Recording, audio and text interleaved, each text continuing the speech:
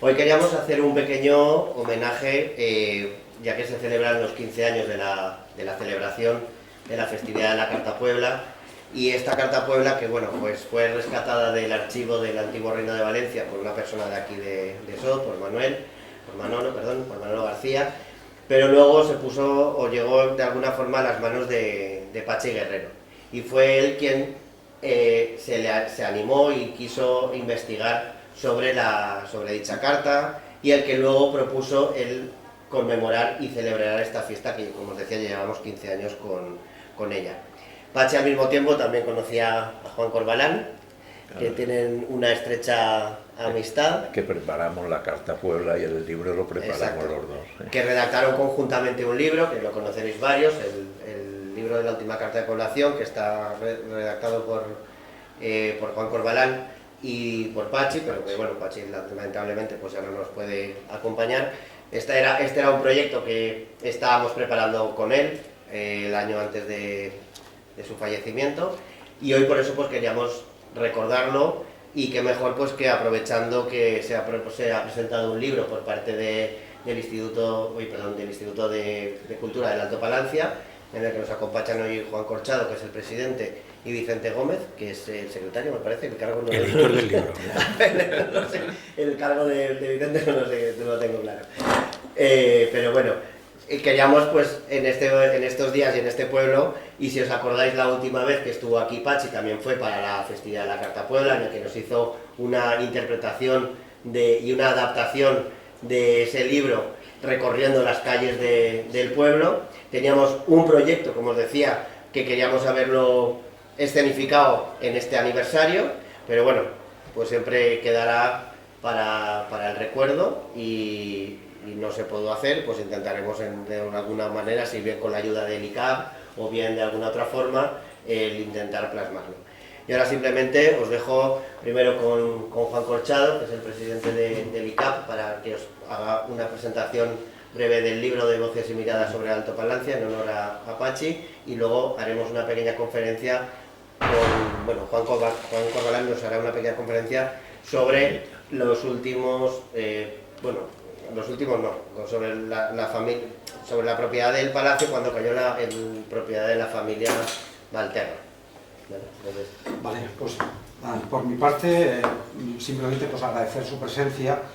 La verdad es que siempre se nos hace difícil recordar a un amigo, a un compañero, a un colaborador, a una persona apasionada por esta comarca. Este acto de homenaje se suma a los diferentes actos que hemos venido realizando en toda la comarca, con todos aquellos ayuntamientos que se sumaron a esta iniciativa. Pachi pues, no está con nosotros desde hace aproximadamente año y medio. Y digo Pachi, pues hablando coloquialmente, porque era una persona conocida por toda la comarca, Francisco José Guerrero Caral, pero todos lo conocíamos así, como Pachi, precisamente porque representa un sentir que en esta comarca esperemos que tenga futuro, que ese sentir que nos identifica como zona de frontera, como personas que tenemos unas señas de identidad comunes, el río, el paisaje, la economía, la historia. Y evidentemente creo que necesitábamos a través de él homenajear al gran esfuerzo que él hizo por defender esta idea de comarca, y al que nosotros como herederos, amigos y formando parte de esta iniciativa como es la del Instituto de Cultura, pues que queremos impulsar, ¿no? Es verdad que pusimos en marcha esta iniciativa a la que se sumaron muchísimos autores para homenajear la figura de Pachi. Yo creo que su historia todavía está por construir, porque conforme vamos repasando la cantidad de iniciativas, eventos en los que él ha participado, en los que estábamos muy cerca de él, a veces incluso desconocíamos, vemos que es una persona que evidentemente merece todo este tipo de reconocimientos, ¿no? En este caso aquí en Sot, que amablemente y dispuestamente el Ayuntamiento inmediatamente se sumó a la iniciativa de publicar este libro y de homenajear a Pachi, pues con él, y aquí queremos continuar con estas celebraciones y estas conmemoraciones. Hemos estado ya en Segorbe, donde celebramos un acto central, en Altura, en Jérica, en Viver, y en este caso aquí en Sot de Ferrer, donde cerramos un poquito este círculo, ¿no? Me gustaría un poquito destacar algunas ideas en torno a Pachi. A veces se hace difícil con una persona con la que has convivido durante mucho tiempo y compartido ideas, pero como decía antes, sí que me gustaría que lo que más quedase como patente, y creo que es lo que a él más le interesaría, es que seamos fieles continuadores de una idea, de un territorio al que amamos profundamente y al que entendemos que no solamente nos une nuestro pasado, sino también nuestro futuro, ¿no? Él es una persona, fue una persona evidentemente muy versada en el estudio de todo lo que tiene que ver con archivos, con la historia, con el patrimonio, con la geografía, pero también fue una persona muy cordial, ¿no? Es decir, que estuvo siempre en todos aquellos aspectos, celebraciones, impulsando, potenciando todo aquello que tenía que ver con nuestra comarca, ¿no? Decimos que es un hombre que yo creo que representa mucho a esa esencia de lo que fue la transición en nuestro país, ¿no? Donde los pueblos o los territorios eran bastante anónimos, ¿no? Donde a veces la identidad y el orgullo de vivir en pueblo, vivir en territorios como los nuestros o vivir en zonas rurales estaba bastante apagada, ¿no? Yo creo que él supuso una luz a la que muchos nos sumamos a la hora de defender nuestras señas de identidad y sobre todo señas de identidad no excluyentes, ¿no? Sino incluyentes. Pero en la medida en la que eso nos identifica, nos permite construir un futuro común, ¿no? Una tierra como la nuestra, que vive en zona rural, donde a veces achacada por una demografía a veces asaltante, creo que tiene esperanzas y oportunidades, ¿no? Él representaba un poquito esa idea, ¿no? Esa idea optimista de que a través de la cultura, el conocimiento, a través del impulso de nuestros jóvenes, de buscar oportunidades, podíamos construir un futuro que no fuese solamente la herencia envejecida y el recurrir a la historia, ¿no? Por eso creemos que este merecido homenaje representa también ese sentir al que muchas personas nos hemos sumado, ¿no? Este libro es, por tanto, la esencia de todas aquellas personas que han escrito de él, sobre él, y aprovechando lo que él quería, pensaba y sentía, ¿no? Simplemente pues, agradecer su presencia, nos sumamos todos al impulso de este homenaje. La relación con Sot y con las personas que estuvieron vinculadas con él es muy directa, especialmente con respecto a la Carta Puebla. Yo creo que de él siempre destacamos que ante el más mínimo atisbo él veía siempre una oportunidad, ¿no? La identidad de Sot, que en este caso se manifiesta con la celebración de la Carta Puebla, él vio la oportunidad de que no solamente fuese un libro, una publicación, sino toda una celebración, sino el orgullo de un pueblo que respeta su historia, pero que quiere construir futuro, ¿no? Yo simplemente quería terminar pues, agradeciendo de nuevo el interés mostrado, por supuesto la colaboración por parte del Ayuntamiento de Sot en publicar el que este libro pueda existir, pero sobre todo recordar la esencia de una persona que defendió la idea de comarca y que nosotros tratamos de heredar y compartir con toda la gente que vivimos en esta tierra. Por mi parte, nada más, y ahora doy paso a Vicente Gómez, que va a hacer un repaso de lo que sería el contenido del libro. Vale, pues otra vez buenas tardes y muchas gracias por vuestra presencia aquí. A ver, bueno, en primer lugar agradecer al Ayuntamiento de Sot, porque este libro, que lo edita el ICAP, fue adelante porque tuvimos el apoyo de una serie de ayuntamientos de esta comarca y en cada uno de ellos hemos presentado el libro. Y nosotros cuando falleció Pachi, hace ya año y medio, pues pensamos que la mejor forma de celebrar, de recordar, de reivindicar la figura de Pachi era a través de un libro, ¿no? Y es lo que hicimos.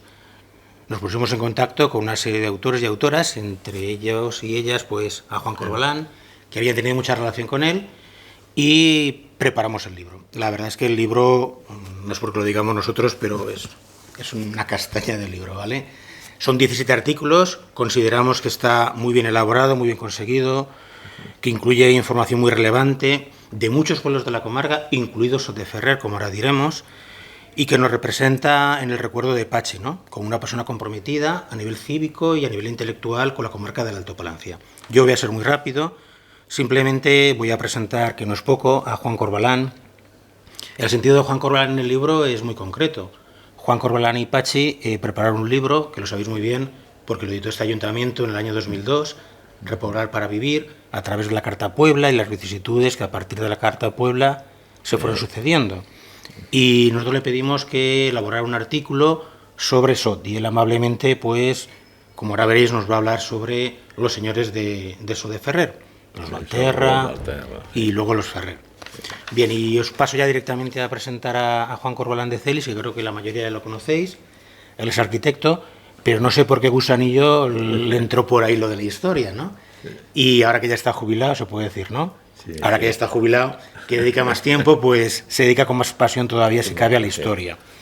Él, aparte del libro que os he comentado y que ya conocéis, pues escribe un montón de artículos, algunos con nosotros, con el Instituto de Cultura de Alto Palancia, otros con la Asociación de Sagunto, con Brasal, y no pocos. Y yo me he enterado que también es de Melilla y que le gusta la historia militar y que escribe muchos artículos sobre, o algunos sobre historia militar y Melilla. Por lo tanto, yo os dejo con él, creo que es un auténtico gustazo oírlo y es lo que va a hacer ahora. Juan, cuando quieras. Pues nada, buenas tardes. Bueno, es una conferencia. Yo no voy a dar una conferencia, voy a leer dos papeles que tengo aquí y se acabó. Simplemente recordar que yo estuve aquí la primera vez que el Ayuntamiento organizó la celebración de la Carta Puebla. Estuve yo cenando aquí esa noche con el pobre Ramón y Cristina y no había vuelto desde entonces. Bueno, había vuelto a la celebración, ¿no? A casa de Ramón, y eso sí que veníamos, cada X tiempo nos reuníamos con Pachi, Ramón, otros de Segorbe, y hacíamos una cena o una comida, depende en casa de cada uno. Pero bueno, de ellos se han ido muriendo, pues han muerto ya 3, éramos 5, o sea que, pero bueno.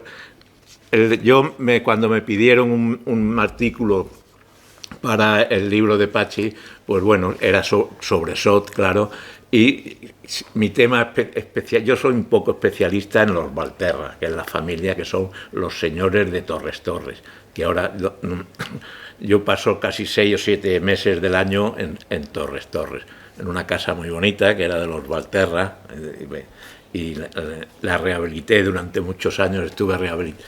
Bueno, me voy a callar porque si no voy a hablar de esto y creo que había prisa, ¿no? Bueno, no sé.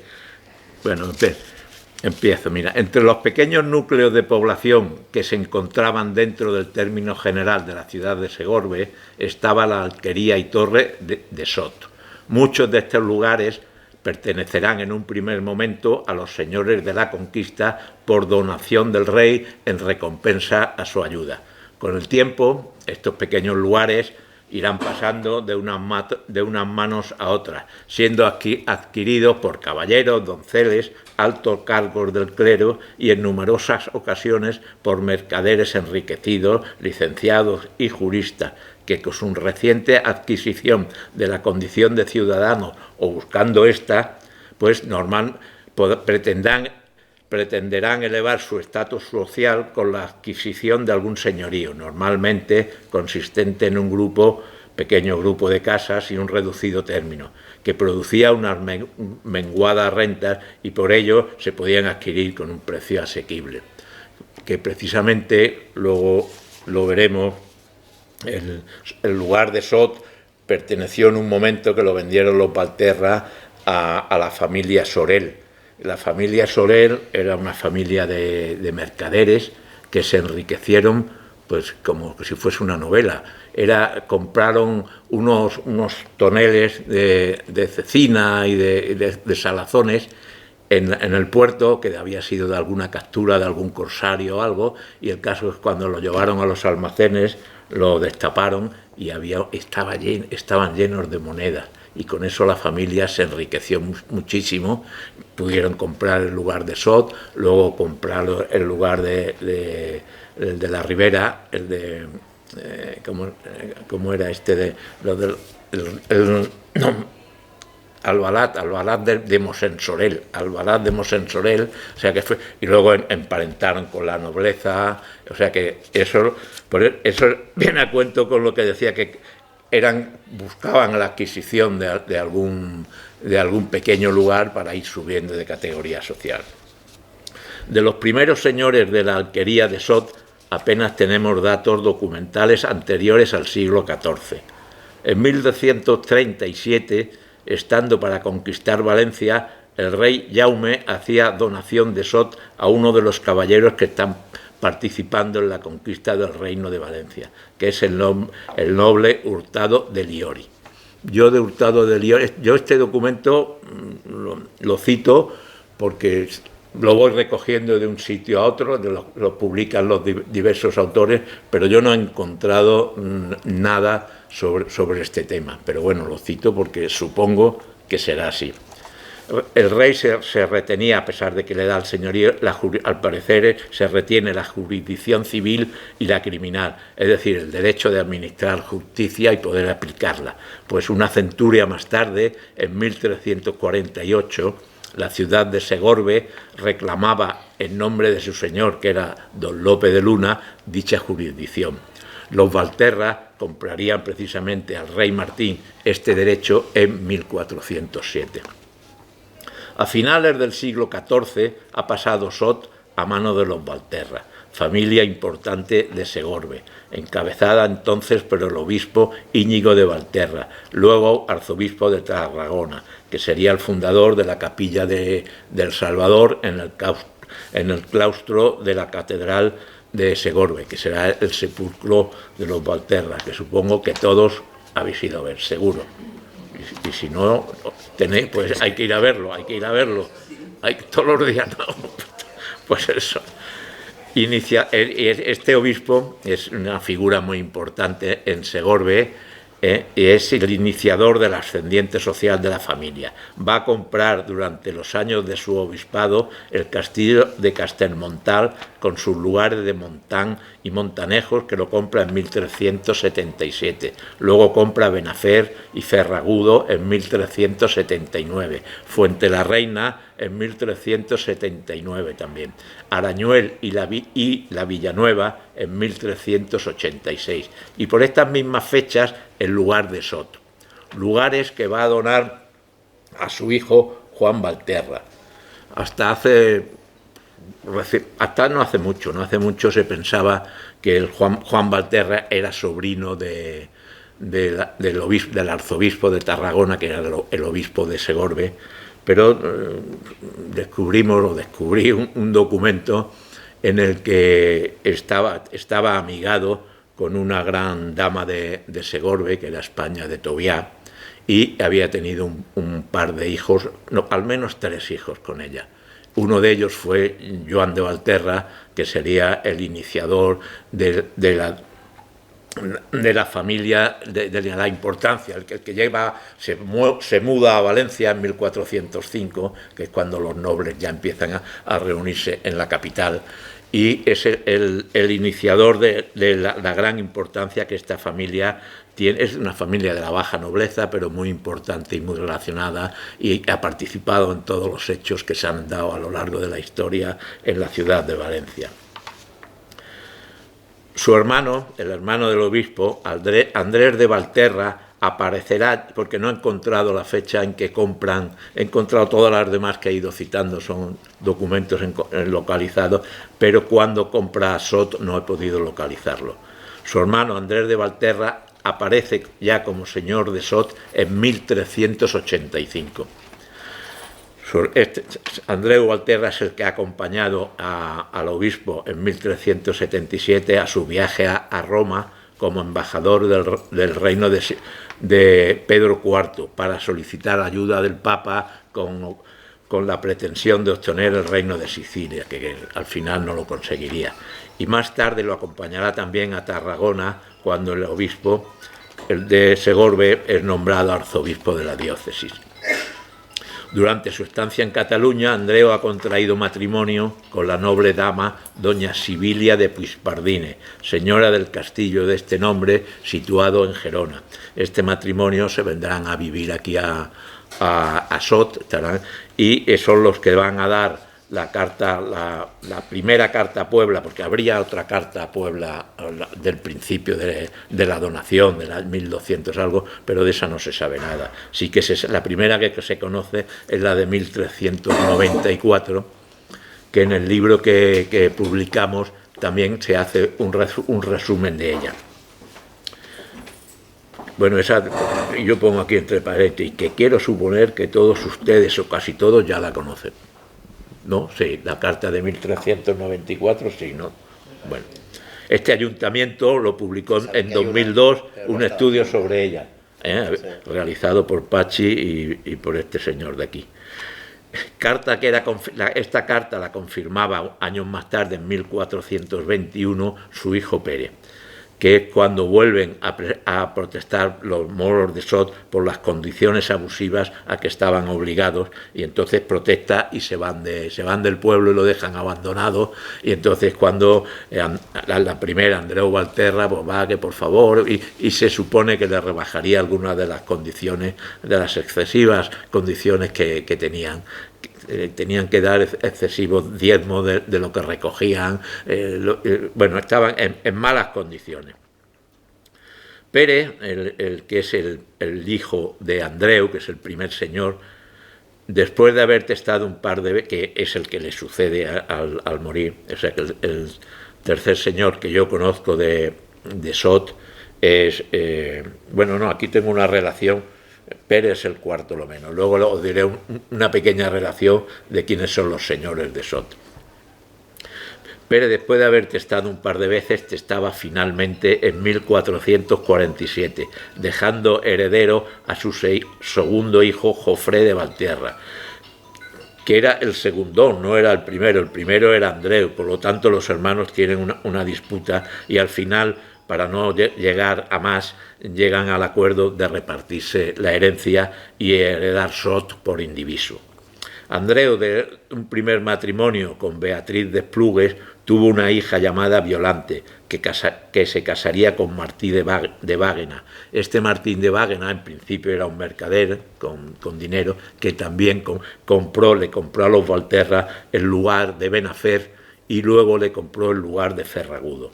Pues este se casaría con una hija de Andreu Valterra.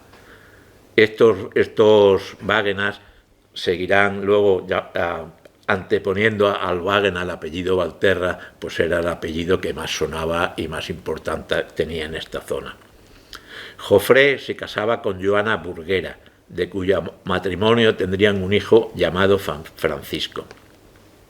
En 1464, Andreu y Jofré, que son los hijos de Pere, es decir, nietos del primer Andreu, junto con sus hijos vendían Sot a Tomás Sorel.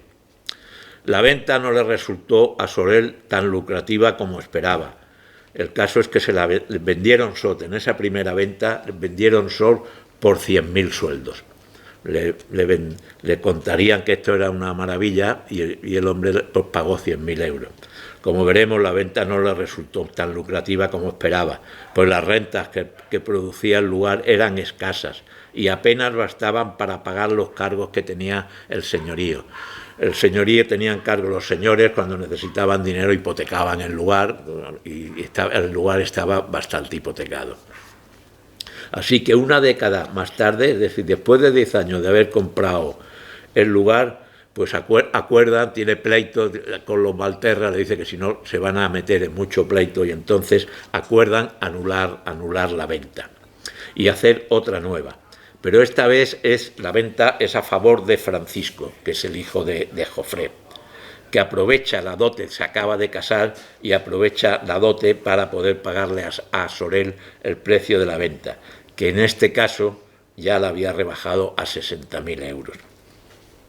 Poco tiempo le duró a Francisco disfrutar del señorío que había adquirido su bisabuelo, pues fallecía poco después, en 1475, al año siguiente de haber comprado el lugar. Su viuda, Leonor de Flor es una mujer, una viuda, luego que sale bastante en la historia, porque era Joan Roy de Corella le dedica en la historia de Santa Magdalena a la molt virtuosa, honestísima señora, la señora viuda Flors de Valterra. Dice la mala lengua dice que estaba amigado con esta señora, que es bastante creíble, pues tenía 3 hijos aparte con otra señora, o sea que es bastante creíble. Y la mala lengua dice que no, que quizás fuese su amante, y como no podía hacerse cargo de la deuda que tenía con Sorel, tenía que pagarle decide otra vez la mujer de Francisco poner otra vez a Sot en venta. Esta vez ha subido el precio a 85.000 sueldos, que lo adquiere al año siguiente, en 1476, don Luis Ferrer, cuyo descendiente, el gobernador Jaume Ferrer, es precisamente el que concede la Carta Puebla de 1610 que se conmemora hoy. Y de los Valterra ya no os voy a contar más, porque en el libro está todo lo demás. Lo que sí es un resumen de los señores de Sot, que el primer es 1237, el primero es Hurtado de Liori. Luego hay en 1275 un Lope Ximénez de Heredia, que es él. Luego en 1348 Joan Álvarez y su suegra Teresa Lozano. Y ya en 1385 es cuando lo compra Andreu Valterra, le sucede su hijo Pere Valterra, le suceden sus dos hijos Andreu y Jafré Valterra, que son los que lo venden a Tomás Sorel.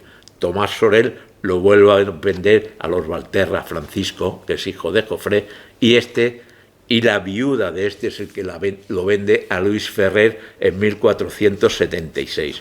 Y este es el señor que ya lo mantiene, bueno, hasta ahora, no que sea, ahora no son Ferrer, pero son de la familia Ferrer. Con los Ferrer, los Valterra, durante casi 100 años tienen pleito, no por la venta en sí de Sot, sino porque Sot estaba hipotecado a unos censales que tenía que pagar. Tenía que pagar Sot, el lugar de Sot. Y los Ferrer no quieren pagarlo. Y se tiran 100 años, pero no es decir por decir, 100 años se tiran pleiteando los distintos descendientes por ver qué hacían con esa deuda que tenían. Al final no recuerdo lo que pasó, pero creo que en el libro pues, al final lo que pasó. O no lo sé si al final no se sentenció, porque cada vez que duró tanto que los que llevaban el pleito se iban muriendo, los oficiales, los escribientes, los abogados que llevaban el pleito se iban muriendo, claro, y al final no dieron sentencia porque no se sabía nada del pleito. En el archivo del reino está toda la documentación, una cosa así de pleito, es una cosa curiosa de leer. Y yo ya de los Valterra no os iba a contar nada. Si tenemos tiempo, yo es que creí que al principio que la conferencia era os iba a contar algo sobre lo que era la carta de población y tal, pero eso yo supongo, luego he pensado que ya lo habrán contado un montón de veces, ¿no? Porque desde cuando se hizo la reedición del libro en el año 2015, sí, creo que entonces vino Pachi otra vez, es que no estoy seguro, y se hizo como un breve. Pero desde el año de la presentación... No se ha vuelto. Yo digo, estarán ya hartos, claro, todos los años, todos los años vendrá alguien y les contará. Pues yo porque queríamos aprovechar, que, como os decía al principio, que queríamos aprovechar pues este año que hacía los 15 años, pues para haber hecho como una conferencia más explícita en la que Pachi pues está bastante involucrado, pero pues no, yo leo, si queréis lo podéis, yo os leo unas líneas sobre lo que era una Carta Puebla y qué sentido tenía, por qué se hicieron esas Cartas Puebla. Pues yo tengo aquí escritas unas notas, y era: el martes 22 de septiembre de 1609 se publicaba en Valencia el bando con la orden por la que el monarca había resuelto expulsar de este reino a los moriscos, siendo las principales disposiciones, y ahora os las cuento. Los moriscos ya había habido una primera expulsión en 1580 y tanto, pero habían regresado otra vez, además pagando, y eso pues los dejaban volver, pero ayudaban mucho.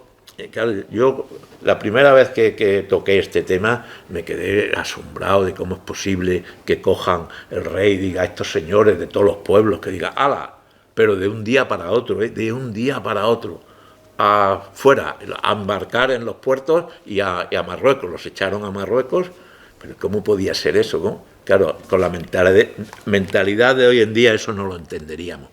Pero en realidad en aquella época los moriscos apoyaban mucho a los corsarios berberiscos que estaban cada 2 por 3, llegaban a tierra y asaltaban todos los pueblecitos de la ribera, los asaltaban y se llevaban a cautivo a la gente para luego poder vender, aparte de robar todo lo que podían, se llevaban a la gente.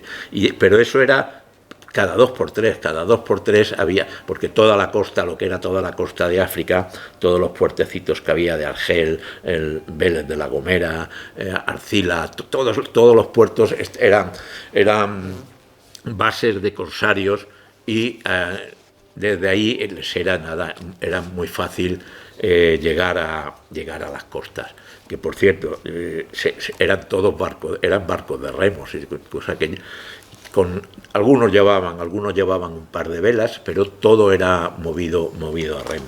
Que eso me enteraba, lo oía, pero no lo he documentado hasta hace muy poquito, que estoy preparando una cosita para Melilla, precisamente del Peñón de Vélez de la Gomera. Bueno, y decir, las disposiciones que me enrollo y no, las disposiciones que el monarca había dicho él: todos los moriscos residentes en el reino deberían presentarse en el plazo de 3 días en los puertos señalados para su embarque. Pasado este plazo, todo cristiano que encontrase un morisco prófugo podía prenderlo y desvalijarlo e incluso matarlo si ofrecía resistencia. Se les ordenó que permanecieran en sus casas hasta que fuesen conducidos al embarque, sin que escondiesen sus bienes ni prendiesen fuego a sus casas y sembrados.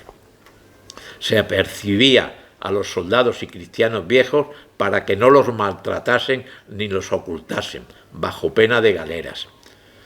En un principio quedaban exentos de la expulsión un 6% de varones, labradores con sus familias, y los niños y niñas menores de 4 años, los menores de 6 años, hijos de cristiano viejo y morisca, que quedarían en tierra con sus madres, y los que durante 2 años hubiesen convivido entre cristianos sin acudir a las juntas de las aljamas. Y finalmente los que recibiesen el Santísimo Sacramento con licencia de los rectores de los lugares donde vivían. Pero de eso no se cumplió nada. De eso creo que el primer mes, el segundo mes, pero salió enseguida otra disposición diciendo que no debía quedar en España ninguno, y a todos estos niños y todo esto los echaron a todos. Poco después se revocaron estas últimas disposiciones y se decidió que fuesen todos expulsados. Algunos se quedaron sin ver documentación de esa época, ves que hay moriscos después de la expulsión, algunos, sobre todo niños y niñas, las señoras, se quedaban con alguna criada, incluso en Algimia hay un nacimiento de uno, pero eso debían ser criados de los señores, y bueno, los tenían un poco ocultos y nadie protestaba por ello, pero todo se dio orden de que todos fuesen expulsados. Bueno, ¿y quién era los moriscos? Porque eran los que vivían aquí en Sot. No sé si había algún cristiano, pero creo que el 99% eran moriscos. Entonces los moriscos eran los antiguos mudéjares, es decir, eran los moros que se quedaron en España conviviendo con los cristianos tras la conquista. Eran los mudéjares. Y en 1501 los reyes católicos los ordenaron bautizar, siendo expulsados de España aquellos que no quisieron hacerlo. Claro, la mayoría de ellos acataron la orden, pero siguieron practicando sus ritos y religión secretamente. Así continuaron hasta el último tercio del siglo XVI, que en 1580 y algo, 1570 y algo, en que las alarmas por la connivencia con los turcos y el peligro de que se alzasen en armas hacen tomar la decisión de expulsarlos a todos definitivamente de España. Muchos lugares quedaron despoblados y otros casi despoblados. Creo que son de los que quedaron despoblados del todo.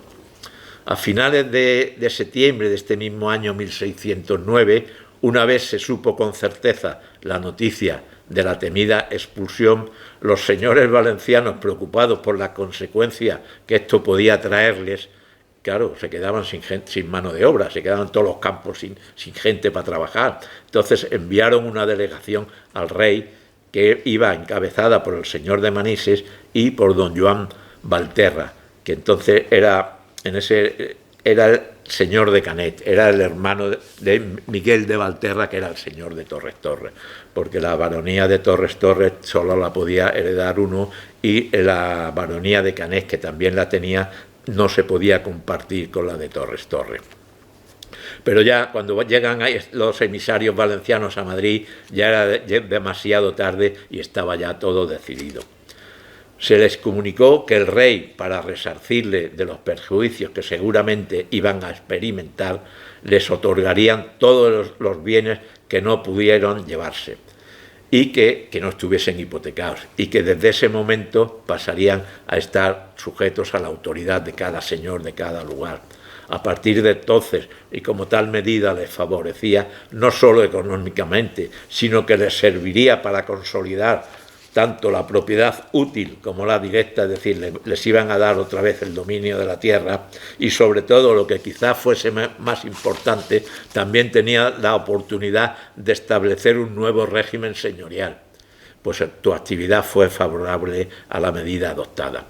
Los que no estuvieron tan de acuerdo fueron los acreedores censalistas. Claro, todos los censalistas, todos los acreedores que tenían hipotecas sobre todos estos lugares, vieron que se iban a ver cómo iban a cobrar.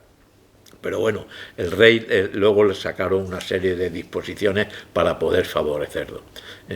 Los acreedores censalistas entrevieron las dificultades que se les presentarían para poder cobrar la renta de sus censales. Los censales eran las hipotecas, una hipoteca. Tú comprabas le dabas dinero al señor o a quien quisiese e hipotecabas un bien que tenías. Pues eso se llamaba un censal. Y entonces decía, bueno, pues me vas a dar 500 pesetas y me la tienes que garantizar con una hipoteca sobre eso, con una propiedad que tenga. Pues eso se llamaba un censal.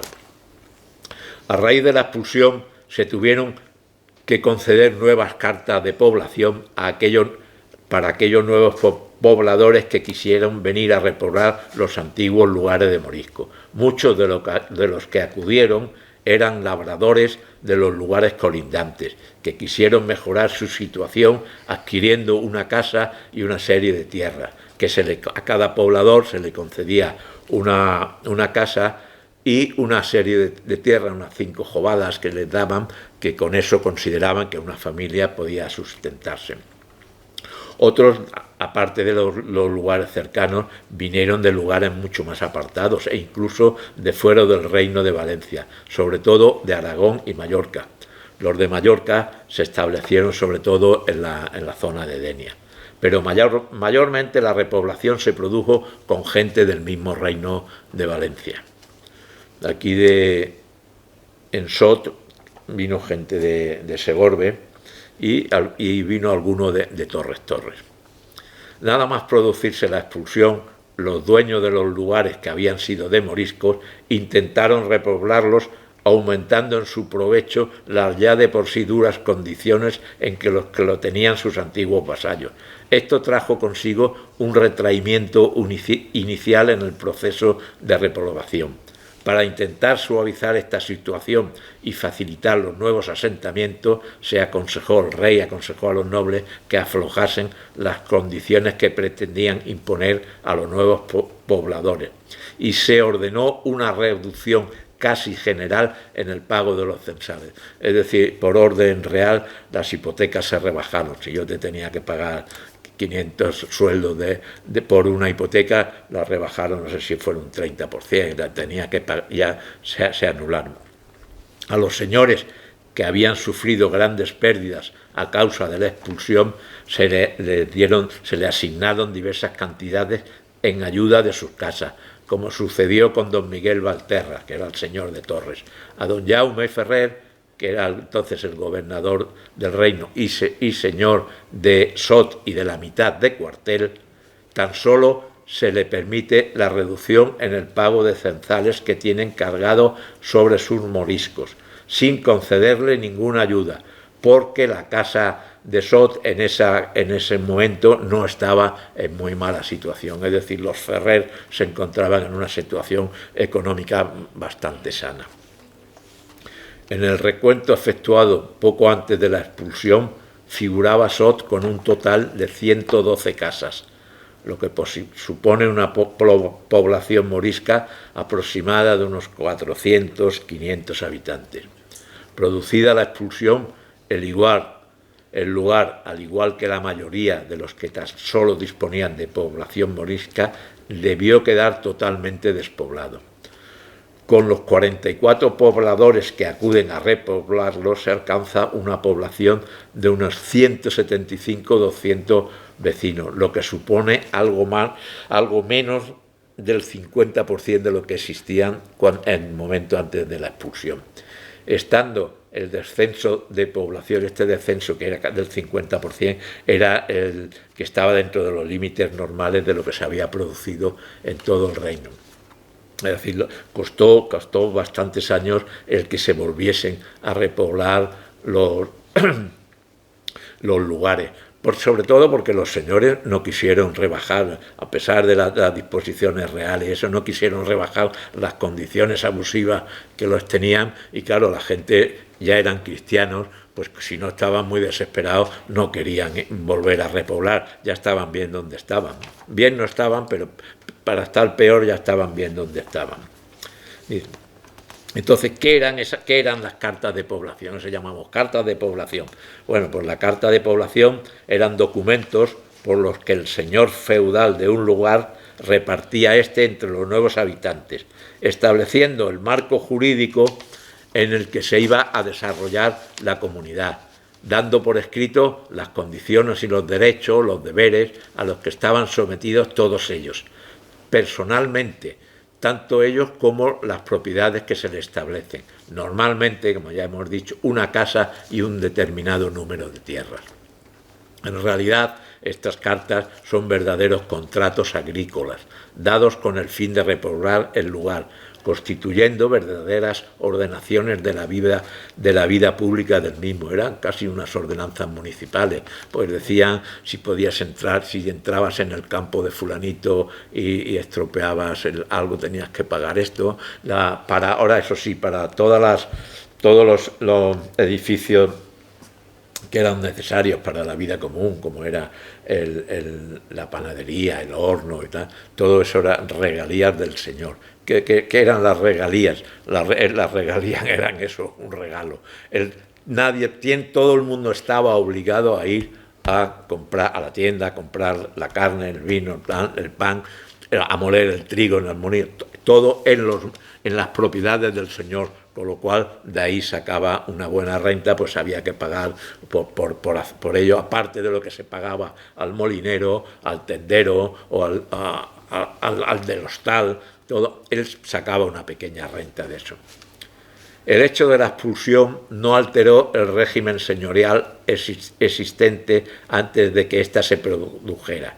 Es decir, las nuevas poblaciones de cristianos estarán sometidas prácticamente a las mismas condiciones jurídicas que las anteriores que tenían los moriscos, manteniéndose prácticamente sin alterar el régimen feudal que detentaban estos señores. El señor seguirá manteniendo la jurisdicción penal, es decir, tendrá el derecho de justicia, incluso en esta época ya derecho de horca no lo tenían, pero ya no se usaba. Eso es bastante medieval. Pero bueno, las horcas, en muchos sitios, en muchas poblaciones todavía queda la montaña de la horca, la partida de la horca, es decir, que la tuvieron durante mucho tiempo el poder ahorcar al reo que ellos considerasen. Y entonces tenían la jurisdicción penal tanto en las causas civiles como en las criminales, con el derecho de imponer penas corporales y en algunos casos a ejercer el derecho de horca. Los nuevos pobladores deberán, por tanto, prestar homenaje de fidelidad y avasallamiento. Es decir, este es el capítulo 2 de la Carta de Población de Sot. Además, controla la elección de los miembros del ayuntamiento. Hoy en día los alcaldes y concejales son los que administraban la justicia y el gobierno de la población. Es el capítulo 21 de la carta. Los vecinos sí que presentaban una terna al señor y éste elegía al justicia, al jurado y a los demás oficiales. Y tengo yo aquí una nota. Como veremos, el señor tenía los mismos derechos que hoy tiene el Estado en cuanto al monopolio, es decir, el más conocido, el de la venta de tabaco, al pago por la propiedad. Tenías que pagarle cada año un tanto, que era la contribución de hoy en día. La venta de un inmueble, si vendías un inmueble, tenías que pagarle un impuesto al señor, el luismo, que se llamaba, que era el IBI que se paga hoy en día.